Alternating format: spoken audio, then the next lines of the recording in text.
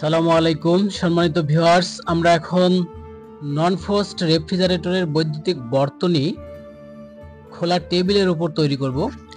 তো নন ফ্রস্ট রেফ্রিজারেটরে যে সকল উপাদান থাকে সেই উপাদানগুলো আমরা খাতার মধ্যে অঙ্কন করে নিয়েছি এবং সার্কিটের সকল উপাদান টেবিলের উপর নিশ্চিত করেছি। তাহলে সার্কিটটি কিভাবে সংযোগ হয় এখন আমরা সেটি দেখব। প্রথমত টু পিন যে সকেটটি আছে এটি একটি লাইন এবং একটি নিউট্রাল। তো লাইন থেকে এই যে টু পিনটি আছে এখান থেকে লাইন থেকে একটি ফেজ তার আমরা থার্মোস্ট্যাটের এল প্রান্তে সংযোজন করব। এখন আমরা এটি প্র্যাকটিক্যালি দেখব কিভাবে থার্মোস্ট্যাটের এল প্রান্তে সংযোগ করা হয়েছে। দেখুন এই টু পিন থেকে আমরা ফেজ তারটি থার্মোস্ট্যাটের এল প্রান্তে সংযোগ করে দিয়েছি এবং থার্মোস্ট্যাটের এল প্রান্তে অর্থাৎ যেখানে ফেজটি ইন হয়েছে ঠিক সেখান থেকেই ক্যাবিনেট ল্যাম্পে একটি তার সংযোজন করব। এখানে যে কালো কেবলটি আছে এটি থার্মোস্ট্যাটের এল প্রান্ত অর্থাৎ যেখানে লাইন এসে ইন হয়েছে ঠিক সেখান থেকেই বের হয়ে ক্যাবিনেট ল্যাম্পে আমরা সংযোজন করে দিব।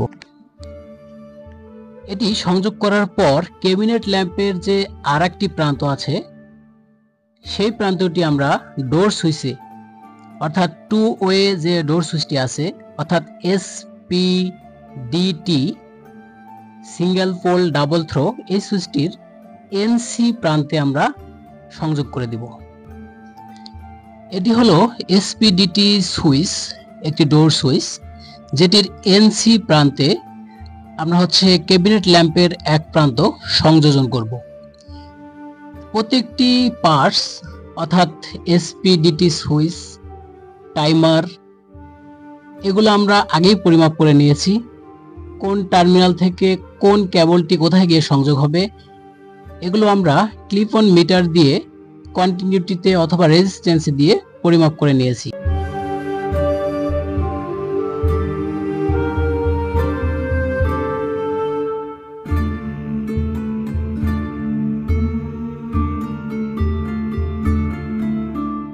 তাহলে আমরা ডোর সুইচের এনসি প্রান্তে ক্যাবিনেট ল্যাম্পের একটি কেবল সংযোজন করে দিয়েছি। আমরা পুনরায় ডায়াগ্রামে চলে যাব। এখন থার্মোস্ট্যাটের এক প্রান্তে অর্থাৎ এল প্রান্তে লাইনটি এসে ইন হয়েছিল, তাহলে সি প্রান্ত থেকে আমরা আরেকটি কেবল টাইমারের 3 নম্বর টার্মিনালে সংযোজন করে দেব। অর্থাৎ 3 নম্বর টার্মিনালটি হলো কমন টার্মিনাল বা ফেজ টার্মিনাল। আমি আগে বলে নিয়েছি যে আমরা টাইমার এবং সুইচ এগুলো আগে পরিমাপ করে নিয়েছি। তাহলে 3 নম্বর টার্মিনালটি হলো কমন টার্মিনাল। থার্মোস্ট্যাট থেকে এই কেবলটি আমরা 3 নম্বর টার্মিনালে সংযোজন করে দেব।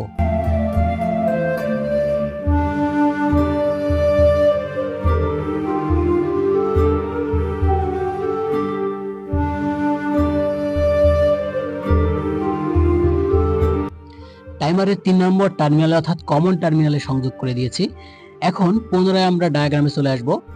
টাইমারের যে 4 নম্বর টার্মিনাল আছে এখান থেকে একটি কেবল আমরা কম্প্রেসরের ওভারলোড প্রোটেক্টরে সংযোগ করব। অর্থাৎ যে কম্প্রেসরের যে টার্মিনালটি আছে টাইমারে সেই টার্মিনাল থেকে একটি কেবল এখন আমরা বের করে কম্প্রেসরের ওভারলোডে সংযোজন করে দেব। এই যে ওভারলোডের যে কেবলটি আছে এখন আমরা 4 নম্বর টার্মিনালে এটি সংযোগ করব।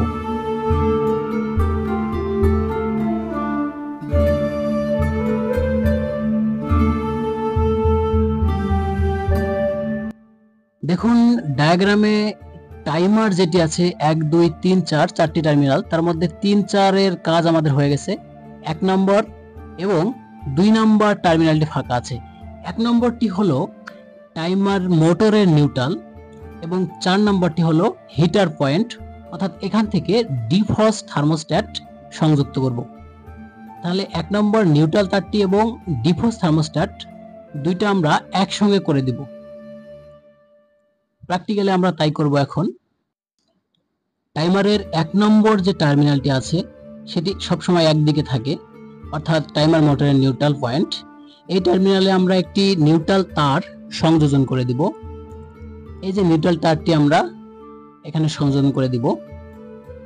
ডায়াগ্রাম অনুযায়ী এই নিউট্রাল তারটির আরেক প্রান্ত ডিফস থার্মোস্ট্যাটের পর সংযোগ হবে। এই যে এখানে ডিফস থার্মোস্ট্যাটের পর এই নিউট্রাল তারটির সংযোগ হবে। তাহলে যে হিটার পয়েন্টটি আছে সেই হিটার টার্মিনালটি থেকে আমরা ডিফস্ট থার্মোস্ট্যাট অর্থাৎ এটিকে অনেকে বাইমেটাল বলে থাকে অথবা কুলিং ওভারলোড প্রোটেক্টর, এই দুটি আমরা একসঙ্গে করে দেব। এখন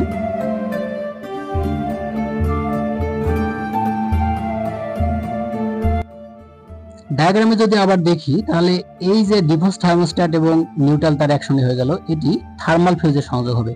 এটি একটি থার্মাল ফিউজ।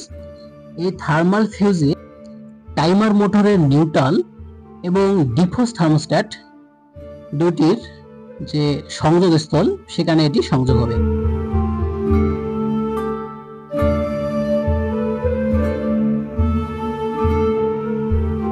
এবং থার্মাল ফিউজের যে আরেক প্রান্ত আছে এটি ক্যাবিনেট হিটারে গিয়ে সংযোগ হবে। এটি একটি ক্যাবিনেট হিটার।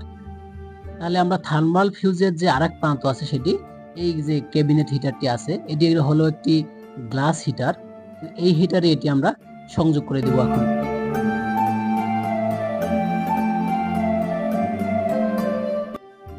তো আমাদের হিটারে কানেকশন হয়ে গেল। এখন আমরা ডায়াগ্রামে যাব এবং ডায়াগ্রামে আমাদের বাকি আছে কি সেটি আমরা দেখব। তাহলে এখানে একটি কুলিং ফ্যান আছে। এই ফ্যানের সংযোগটি কিভাবে হবে দেখুন। কুলিং ফ্যানের একটি কেবল এসপিডিটি সুইচের NO তে সংযোগ হবে এবং আরেকটি প্রান্ত চলে যাবে ওই টাইমার থেকে যে কেবলটি ওভারলোড প্রোটেক্টরে গেছে সেই কেবলের সাথে সংযোগ হবে। অর্থাৎ টাইমার থেকে যে 4 নম্বর টার্মিনাল থেকে যে তারটি বের হয়েছে সেইখানে গিয়ে এই যে ফ্যানের আরেক প্রান্ত গিয়ে সংযোগ হবে। তাহলে এই যে কুলিং ফ্যানটি, এখন আমরা কুলিং ফ্যানটি সংযোগ করব। তাহলে কুলিং ফ্যানটির এক প্রান্ত আমরা এসপিডিটি সুইচের NO তে সংযোগ দিব।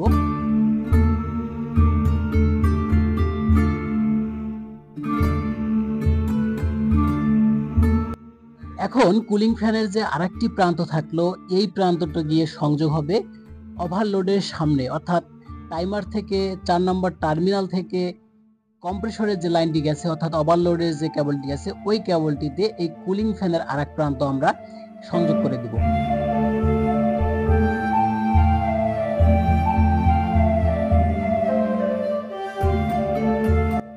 সহজে বোঝার জন্য আমরা কেবলটি কেটে কুলিং ফ্যানের আরেক প্রান্ত সংযোগ করে নিচ্ছি।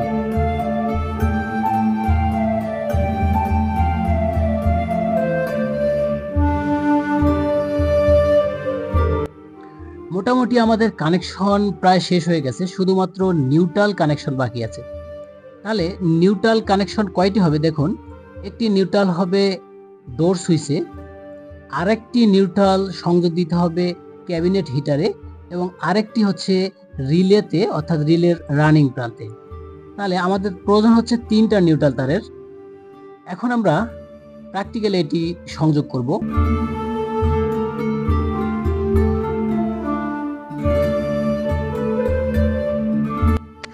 ডায়াগ্রাম অনুযায়ী একটি নিউট্রালের সংযোগ হবে ডোর সুইচে। তাহলে ডোর সুইচে একটি নিউট্রালের সংযোগ দিব।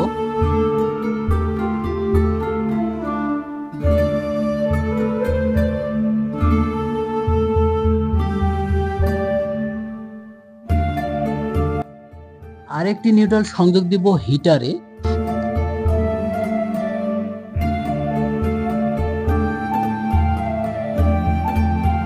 এবং সর্বশেষ নিউট্রালটি সংযোগ হবে রিলেতে অর্থাৎ রিলের রানিং প্রান্তে।